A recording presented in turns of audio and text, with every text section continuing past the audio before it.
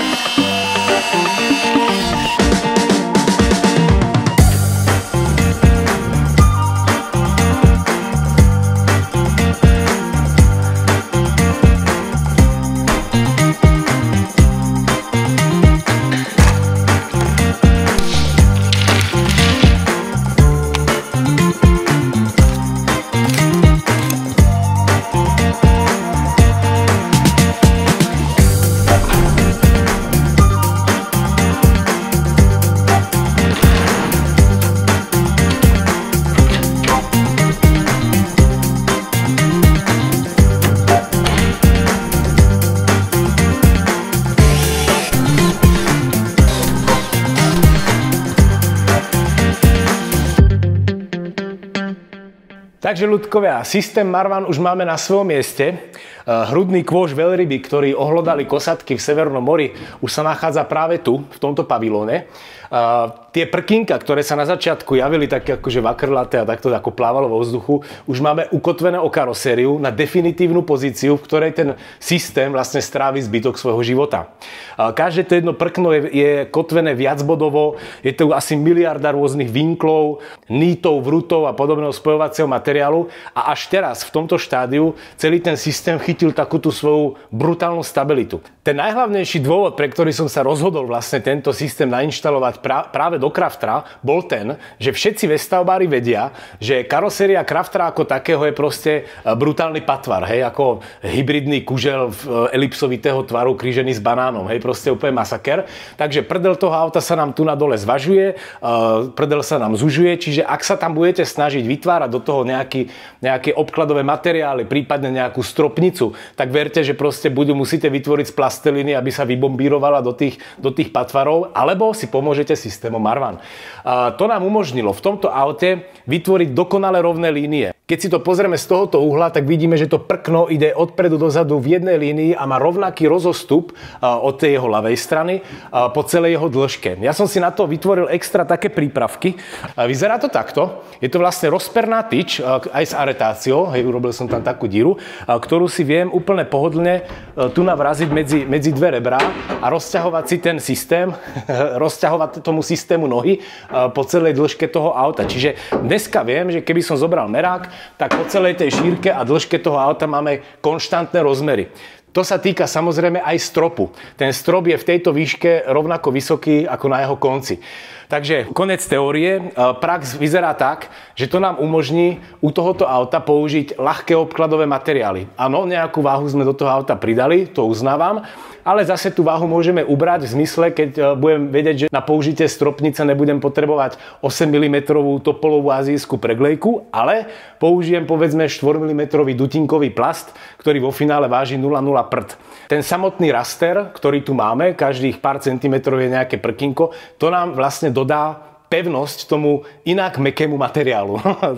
To uvidíte potom časom v tej inej fáze prestavby, keď už budeme vlastne vytvárať tie obkladové a pohľadové plochy. Čo sa týka samotnej náročnosti tej inštalácie, tak bol som jemnulinko sklamaný. Hej, z toho dôvodu, že myslel som si, že celá táto akcia mi zabere zhruba nejaké 2 dní. Proste jeden deň to tam ako tuto pozlepám, to tam vložím a to. A za 2 dní sme hotoví. Bohužiaľ, nebolo tomu tak. Zabralo mi to celkovo dohromady asi 4 dní. Jo? 4 dní v tom zmysle, že samozrejme nevenoval som sa 10 hodín denne len tomu marvanu, ale proste keď to natiahneme v čase 4 dní, z toho dôvodu, že hrozne zle sa to robí človeku, ktorý je sám. Kedy ja si tu na celý ten konštrukt vlastne priložím k tej stene a potrebujem kalibrovať nejakú výšku, aby nám tie línie sedeli, tak tu si to musím nejako heftnúť klemou, teraz bežať dozadu, tam to merať metrom, tým, že som to tam priklemoval, tak sa to celé skrivilo. Proste to bola fakt akože opičárna. Hej. To som si hovoril, že to by som potreboval tu ešte ďalší pár rúk, ktorý by mi s tým pomohol. Ale nejak som to dobojoval. Keby sme to robili vo dvojici, tak si dovolím povedať, že tam bude viac ako 50% úspora času. Proste to bude odsejpať rýchlejšie. Hej, podaj tam, povedz mi, koľko tam máme, hej, koľko milimetrov, dobre, hore, dole, dopredu. Hej, že dokážem niekoho proste takto na diaľku koordinovať, ale proste samému sa to skladá úplne na prd. To poviem otvorene. Jo? Dobre, mňa teraz čaká deinštalácia celého toho systému zase z auta smerom von, nakoľko bude momentálne prebiehať fáza izolácie, čiže všetky tie plochy za tým marvanom budú zaizolované.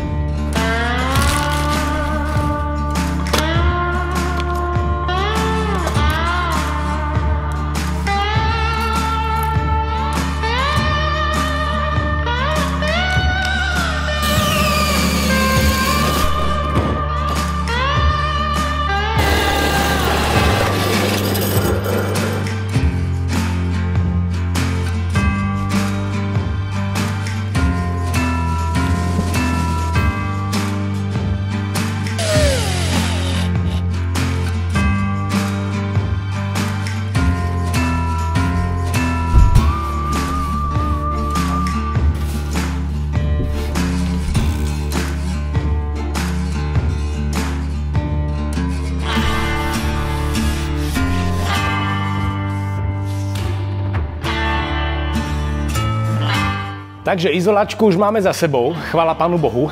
Tie najväčšie plochy toho auta, alebo tie plochy boli zaizolované, vrátane stropu, na niektorých miestach dvakrát. Jo? Dokopy momentálne padlo za obeť zhruba 18 m2, 19 mm hrubej kaučukovej izolácie.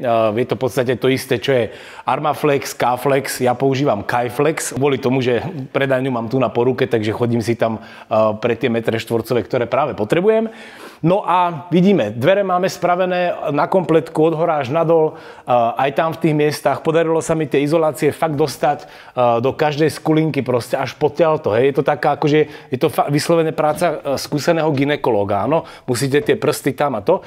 No a tu na takisto máme zaizolované tie plechy od samotného začiatku až po tento konec. Tuto to máme dvojmo, tam plechy až po spodek. No ale čo som vám chcel povedať je to, že práve u takéhoto typu karosérie, ako je napríklad Crafter alebo povedzme Ducato, kde vieme, že zvonka toho auta sa nám nachádzajú tie okrasné plasty, alebo vôbec netuším, jak to nazvať, proste tie hnusné černé plasty, ktoré časom vyšisnú a budú hnusné, tak tie držia na karosérii takéto cvočky, hej, tieto biele.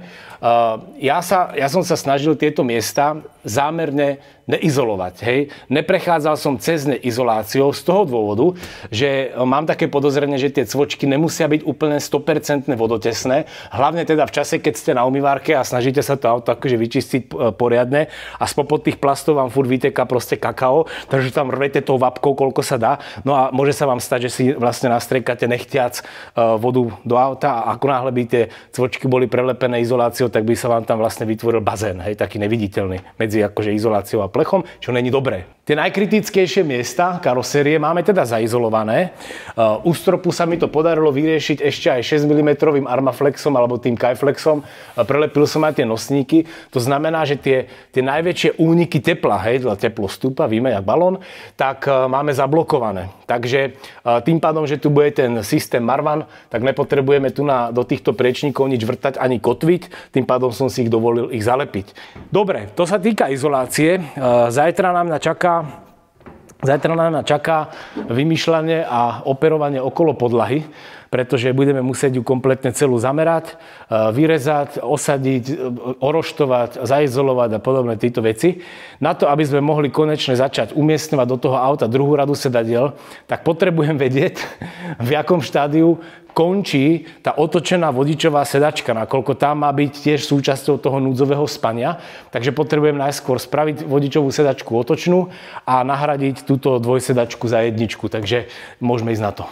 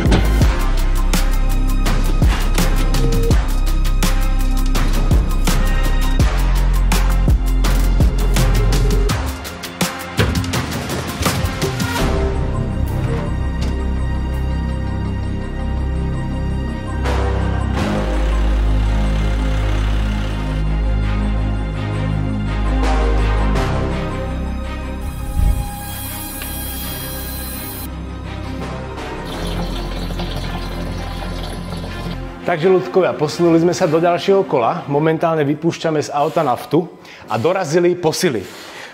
Tieto nohy, tieto šarmantné nohy, ktoré tam trčia, patria Lubošovi z dielne Tutam, ktorý mi prišiel na pomoc. Ne, že by som nebol schopný zmontovať sám dole nádrž alebo vypustiť naftu z auta, ale dneska bude veľký deň, nakoľko budeme do auta osadzať sedačku. Potrebujeme definitívne zamerať konkrétne miesta Preto sa mi už včera podarilo namontovať aj otočnú sedačku, aby sme vedeli, kde spolu s tou dvojsedačkou nám bude vytvárať tá lavica tú posteľ, aby sme tú sedačku nedali moc dopredu, moc dozadu, takže budeme to musieť celé vymerať. A zajtra už by sme chceli kompletne osadiť podlahu, takže čaká nás toho hodne. No, tipka ma nahoru.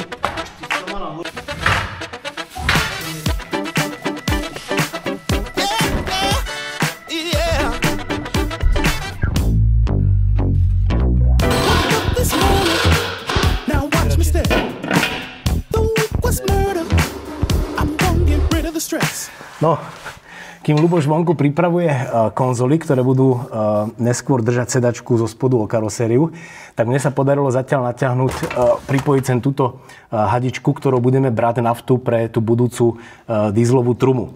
Výhodou u Craftera ako takého je to, že v samotnom tomto tele čerpadla toho naftového v tej nádrži, tu je vytvorený výstup z tej nádrže smerom von pre prípadné budúce pripojenie nejakého naftového kúrenia. V tejto nádrži už je integrovaná ihla pre budúce príslušenstvo. Stačí ten cuplík hore len odslepiť, pripojiť sa hadičkou a máte vybavené. Takže u Craftera veľká pecka.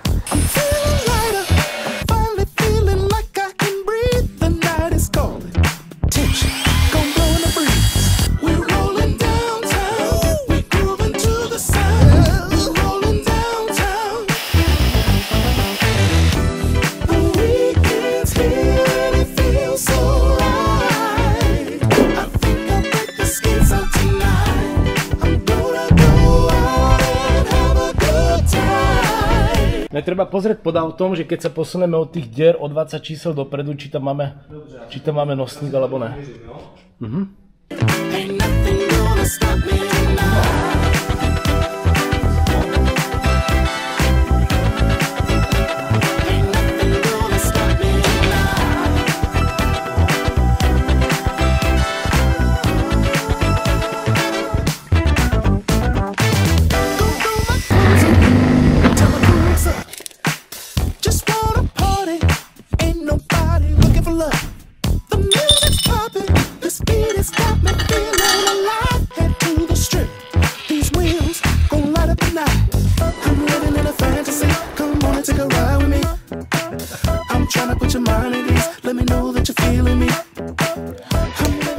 Takže budúci podstavec našej dvojsedačky už máme pevne spojený so zemou. Je pevne osadený o karosériu auta.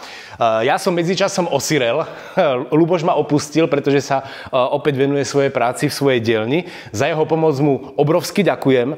Tie 2 dni, ktoré nám zabralo poskladanie a skonštruovanie kompletne celej podlahy v tom aute, laťovanie, vyrezanie dosky, izolácia, meranie dier, 100x dnu, 100x von, 1000 úkonov, ktoré sme zvládli za tie 2 dni, mi ušetrilo proste čas, pretože samému by mi to trvalo možno týždeň, neviem, hej, proste je to taký len hrubý odhad. Takže ešte raz veľká vďaka.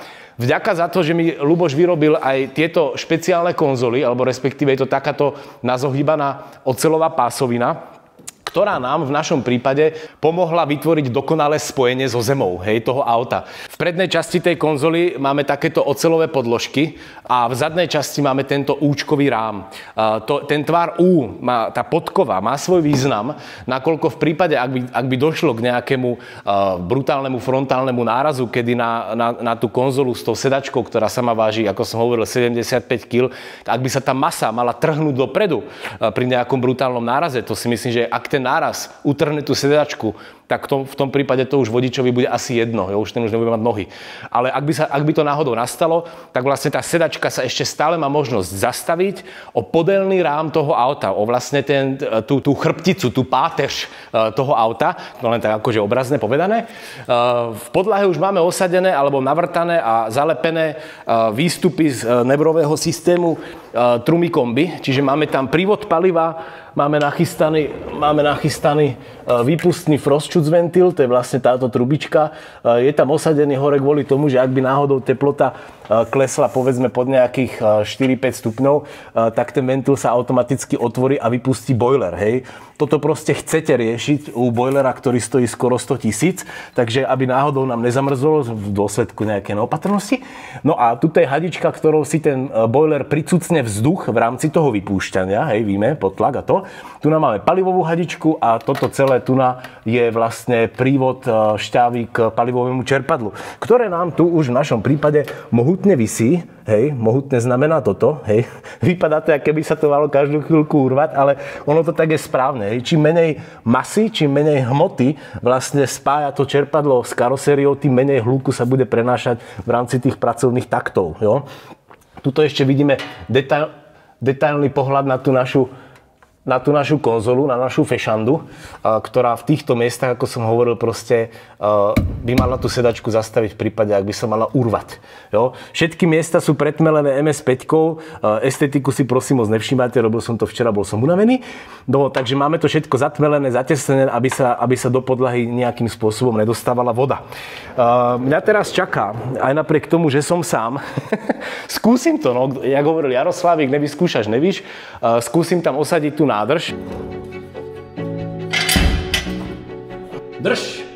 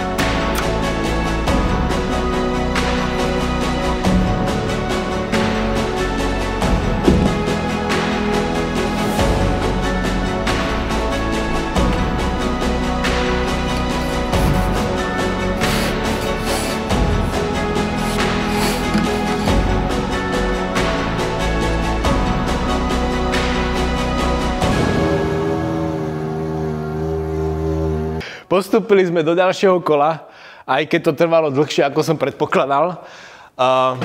Do auta nám pribudol tento neuveriteľne komplikovaný sokel, ktorý nám dvíha sprchový box do výšky zhruba nejakých 5 cm. Jo? Aby som to celé nejako objasnil. Tento kompozitný sprchový box má už predom dané rozmery, predom daný odtok vody z toho sprcháča smerom do odpadnej nádrže. Takže bolo nutné vymyslieť, kam ho osadiť tak, aby zároveň z neho dokázala odtekať voda a zároveň sme pod tým boxom dokázali poslať teplý vzduch v týchto trumáckých hadiciach zase z demontovanej trumy smerom dozadu. Áno, ten box sa nasadí úplne na tú stenu, čiže de facto nemáme tam žiaden možný prechod na tieto veľké hadice. Na káble áno, na malé hadice na prívod vody áno, ale na tento rozfúk kúrenia bohužiaľ nie. Poviem vám na rovinu, zabralo mi to neuveriteľných 5 dní. 5 dní sa tu s tým tam doslova, pretože nech som meral ako meral, tak ten sokel som vyrobil, meral som si laserom hore rozmery, všetko toto.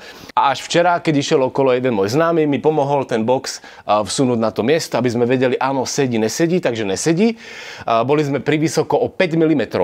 Teraz sme zistili, že už z týchto soklíkov už bohužiaľ neviem ubrať 5 mm, no tak sme museli zafrezovať do tejto dosky drážku tak, aby si tá doska celá sadla o tých 5 mm nižšie. Dobre, všetko v pohode, alles good.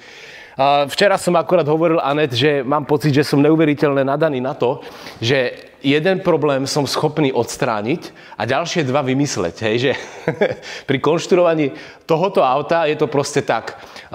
Na začiatku to išlo všetko po masle. Hej, okna, markize, to sú také tie veci, čo má človek nacvičené.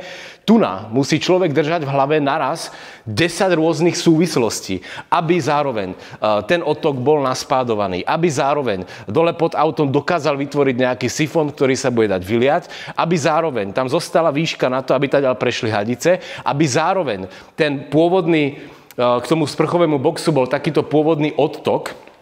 Vyzerá takto, je to taký ten klasický karavanový, hej, výtok, ktorý zase som si uvedomil, jasné, prejdeme to hadicou v interiéri smerom dole pod auto. V momente, kedy som tam tú dosku namontoval, tak som zistil, že už tam do tej fugy, jak som to znížil o 5 mm, nepichnem ruku, takže tam už neviem tú hadicu ani nastrčiť, ani dotiahnuť. Takže dobre, budeme to musieť vymyslieť inak, skúsime ísť inou cestou. Dáme tam normálny, klasický, domáci sifón do sprchového kútu. Takýto. Áno, bol som ho kúpiť. Máme ho tu, pôjdem ho vrátiť. Tento sifón som tam chcel namontovať s tým, že on sa dá pred zimou odšpuntovať, vyťahnuť z neho voda a tak. Takže to by problém nebol. Avšak tá hrúbka toho dna sprchového boxu je tak malinká, proste to sú len 3 mm, že v momente, kedy by som tam ja namontoval toto ohrablo s touto hranou, tak vlastne tá voda by musela, aby mohla otekať, by musela otekať do kopca, aby mohla natiecť do toho sifónu. Takže sme vlastne zistili, že celý tento konštrukt je nám úplne k prdu. Jo? Takže zase druhé riešenie v prdeli. Nakoniec ma napadlo tretie riešenie po konzultácii s mojimi vestavbovými známymi. Použitie systému Click-Clack. Hej, je to tento otok, má to 40 výstup, čo není špatné. Vravím si, jasné, super, zväčšíme dieru v tom sprchovom boxe z toho plastového fifika na toto, vložím to tam, zo spodu si tam našrobujem nejaký tento bazmek proste, neviem, jak sa to volá. Je to redukcia hadičníka. Vyzerá to asi takto. Vyzerá to strašné, alebo je to skované v podlahe, je to tesné a hlavne funkčné. To je dôležité. A máme výstup na klasickú, myslím, 20 hadicu alebo 19, alebo niečo také. To už je bezpredmetné. A aby toho nebolo málo, tak včera som ten sprchový box tam osadil, postavil som ho presne na to miesto, kde má stáť, vložil som do tejto diery tento náš nádherný Click-Clack systém, aby som zistil, že vlastne nemám ako dotiahnuť túto spodnú matku, že v podstate nepichnem tam tú ruku, zo spodu neexistuje žiaden nástrčkový kľúč, takýto na 50, to má asi 55 priemer, táto matica. Pravím si, to je neuveriteľné, ja to snad nebudem mať možnosť ako dotiahnuť vlastne k tomu boxu, aby to bolo celé vodotesné, pretože tu máme tesnenie. Takže som išiel do Bauhausu, pretože už nebolo nič iné otvorené, pýtal som sa, či neexistuje nejaký nástrčkový kľúč, proste 55, ktorú zo spodu takto tam strčím cez dieru v podlahe, dotiahnem to, aby to bolo zase aj demontovateľné do budúcna. No, takže neexistuje. Jo? Takže som musel improvizovať, kúpil som si takúto trúbku a tu nám máte možnosť vidieť, že som si vlastne vyrobil kľúč 55 na zakázku, ktorý tam takto krásne sadne, cak, a zo spodu dokážem ten box, keď to budem takto točiť, dokážem ten box vlastne spojiť s tým odtokom, tak, aby to bolo celé vodotesné. Na to celé sa vlastne zo spodu ešte nahrne táto prechodka a máme vybavené. No, aby toho nebolo málo, hej, aby ste vedeli, že čo sa dokáže za ten jeden týždeň celé všetko udiať, tak samozrejme, mal som v pláne hneď potom, ako sme osadili tam tú konzolu tej sedačky, že dáme tam tú trumu, vyrobíme jej tam ten komín do steny, všetko zapojíme a alles bude good, tým pádom sme s celým tým kúrením s tou trumou hotoví, hej, tu nás zatiaľ je fešanda, amputovaná. Tak áno, mal som v ruke šablónu, nákres, akým spôsobom treba vyvrtať dieru do steny toho auta, do ktorej sa následne osadí takýto komín. Vyzerá to takto, hej. Ešte z čas, keď som pracoval vo Švajčiarsku, tak som vedel, že existovali trumy, tieto kombi trumy, plynové a naftové.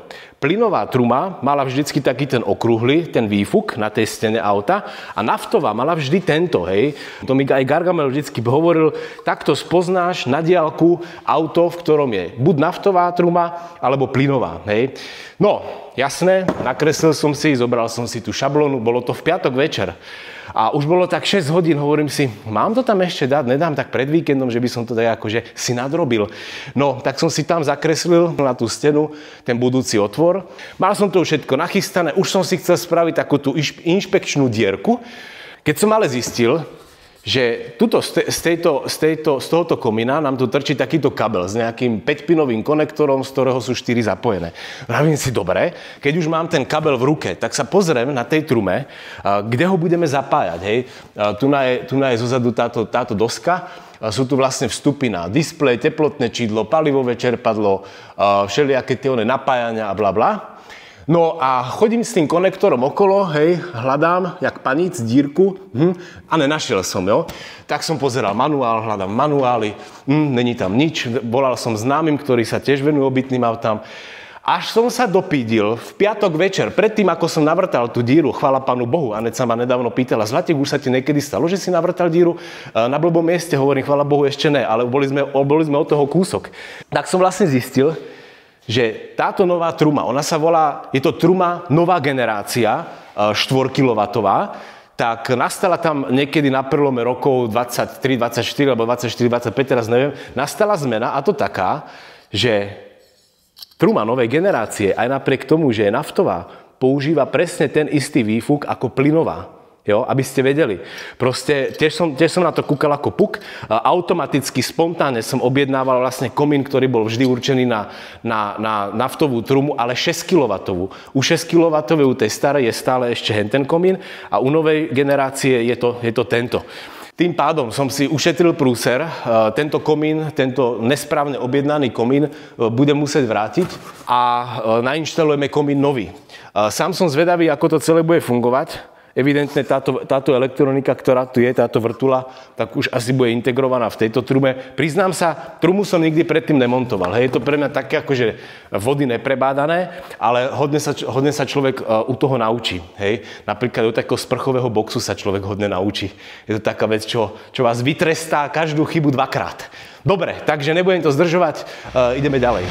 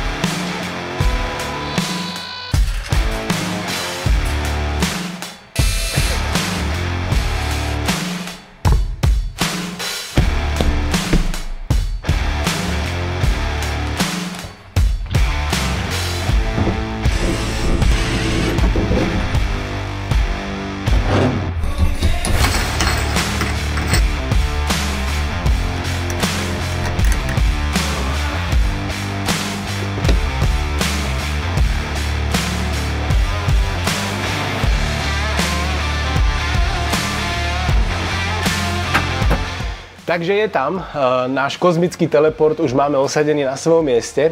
Máme ho kompletne osvetlený, zároveň odvetraný, tu nás sa nachádza ventilátor. Volili sme verziu MaxFan Dome, neviem, jak sa to presne označuje, s ventilátorom a s ledkovým osvetlením. Má to tú výhodu, že v momente, kedy ho už namontujete do sprchového boxu, tak nepotrebujete riešiť ešte separátne osvetlenie, separátne ventilátor, stačí vám k tomu jedna díra v streche a vec je vybavená. Kabinku už máme pripravenú aj na prívod vody. Tu nás sa nachádza budúca sprchová batéria, ktorá je tu zatiaľ osadená provizorne. Potreboval som si vymedziť tú rozteč. Táto osadzená časť tých trupiek nebude vidno, pretože tie prechodky utopíme hlbšie. Táto stena bude ešte obložená proste normálnou nejakou pohľadovou doskou, takže tu nasimulujeme tú hrúbku steny tak, aby tá batéria tam vyzerala picobello. Jo? Tu už máme pripravené hadičníky, keď sa bude ten systém nejako revidovať, alebo budeme potrebovať ho odpojiť, alebo vyčistiť, alebo vymeniť hadicu, to je jedno. Máme to takto nachystané. Samozrejme, je už zapojený aj odpad, odtok z našej sprchovej kabínky. Takto vypadá ten kliklak. Dole už nám trčí vlastne hadičník na tú 19 hadicu, ktorú napojíme priamo do nádrže a vec je vybavená. Čo sa týka ešte tej kabeláže k tomu sprchovému boxu, tak tu na vzadu vlastne nám vychádzajú v týchto prechodkách vodotesných silové káble. Tieto káble sú s prierezom 10 mm štvorcových, majú vlastne napájať to tavné zariadenie, ktoré bude pitlikovať tie bobky v tom záchode. Čo sa týka toho ovládania záchodu, to vyzerá nejako takto. Je to takýto panelík, ktorý sa ešte zapustí do steny. Ja ešte budem musieť presne vymyslieť jeho pozíciu a vlastne budem to vyrábať až v momente, keď už budeme mať poriešenú túto pohľadovú časť, pretože ním budeme prechádzať niekde možno v tejto časti, alebo ešte presne neviem. Každopádne bude to za chrbtom toho záchodu, za tými zádami. Kvôli tomu, aby sa nestalo, že nejakým nedopatrením v čase, keď bude majiteľ sedieť na záchode, aby si do toho plastového pytlíka nezavaril ten svoj vlastný pytlík, takže to budeme musieť nejako z bezpečnostného hľadiska osadiť niekam sem. Určite ste si všimli, že všetky vstupy a výstupy do toho sprchového boxu nám vedú práve z tejto strany. Je to zámerne, pretože nenabral som odvahu na to, aby som sprchovú batériu osádzal na stenu, ktorá do budúcna nebude prístupná, do ktorej ja už nebudem vedieť nejako zozadu sáhnuť, dotiahnuť hadicu, eskapásku alebo čokoľvek. Jo? Z tejto strany, tu bude vlastne posteľ, z tejto strany budeme mať vlastne prístup k veškerej tej technike. Voda, elektrika, ovládací panel. Hej? Takže takto zhruba nejako vypadá. Hore na strechu sa mi podarilo osadiť ten MaxFan alebo ten ventilátorik takým tým spôsobom, ktorý sa mi úplne moc nepáčil, ale bohužiaľ nebola iná možnosť, nakoľko ten ventilátor má nejaký priemer asi 20 dačo centimetrov. No a vychádzal presne najdementnejšie, ako je to len možné, medzi tie prelisy. Ja som sa rozhodol ho nainštalovať presne sem na stred, takto nám to pekne vychádza aj do tej strechy toho boxu. Vyrobil som si z plastu takéto 2,5 mesiace, ktoré vlastne dohromady podlepené MS5 simulujú tú rovinu, na ktorú si ten ventilátor môže sadnúť a dokáže byť aj tesný. Hej. To bol taký akože základ. No, takže takto to vyzerá hore. No, k tomuto ventilátoru bol v balení, skoro som sa zabil, bol v balení aj takýto ochranný štít, hej. Je to pre prípadnú montáž na strechu, keď budete rezať piliny a píliť to činčilo, tak aby vám piliny neletali do očí, alebo ho môžete použiť na bočnú montáž. Dá sa vlastne ten ventilátor nainštalovať aj na bok auta, čo je super, a v tom prípade sa vlastne k nemu primontuje tento kšilt, ktorý zabraňuje tomu, aby v čase, keď prší, vám natekla do sprchy voda, čo by zase až taký problém nebol, ale no. Trumu už máme kompletne nakáblovanú, zapojenú, napojenú, vedú k nej už aj všetky tieto káble, ktoré sa nachádzajú pod týmto deklom. Máme tam privedenú šťavu, napojený displej, teplotné čidlo. Zatiaľ som to ešte do prevádzky nezobral. Ešte to nemáme celé otestované, pretože potrebujeme ešte napojiť tieto predné dva rozfuky. V knižke sa píše, že nemalo by sa tá truma zapínať bez toho, že sú pripojené hadice na rozfuk tepla. Neviem prečo, ale dobre, rešpektujem to. Máme už k tomu pripojenú aj vodu. Výstup teplej vody, tu máme prívod studenej vody, je tu strašne málo miesta. Prívod studenej vody s tým frost-shoot s ventilom, ako som spomínal.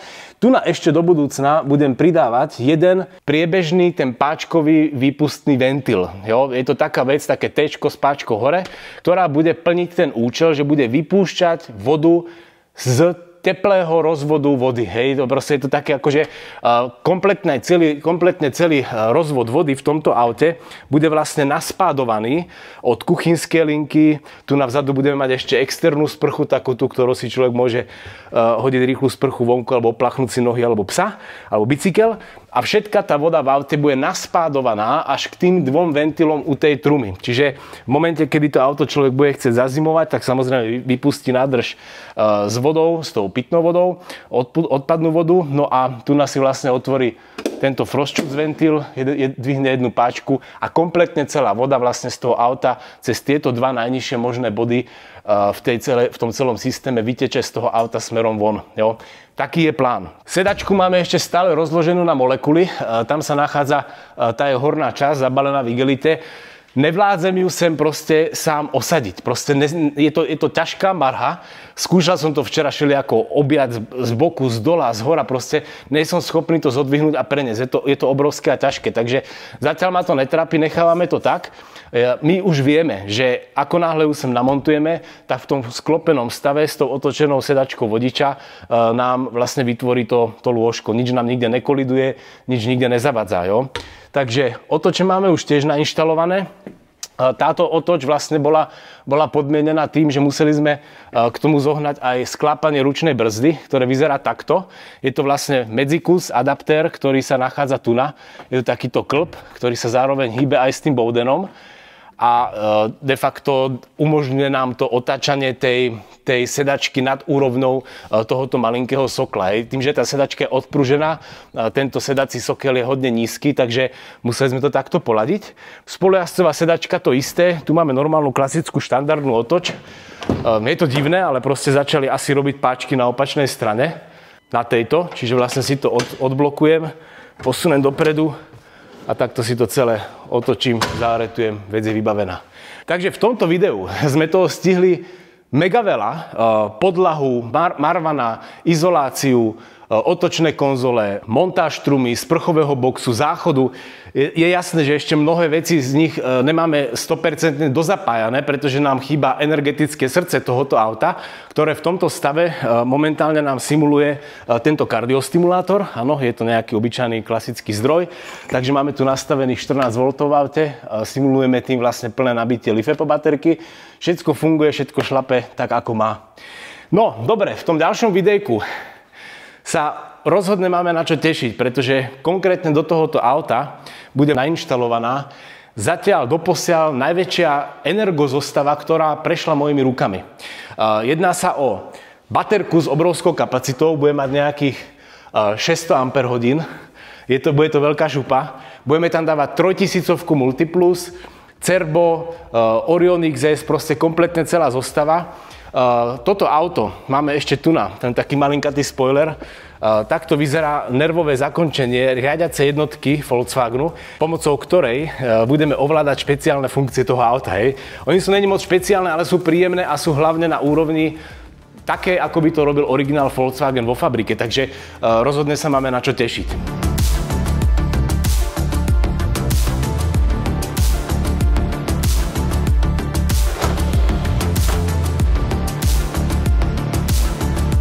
No a to bolo asi všetko, ľudkovia moji, čo som vám v tomto videjku chcel ukázať. Už sám, ako toto video striham v priebehu času, tak vidím, že už to má cez pol hodiny, takže zase ste moji hrdinovia, tí, ktorí ste to dopozerali do konca. Ja vám prajem veľmi veľkú silnú pohodku, opatrujte sa, držte sa, buďte zdraví a vidíme sa onedlho. Takže zatím čus.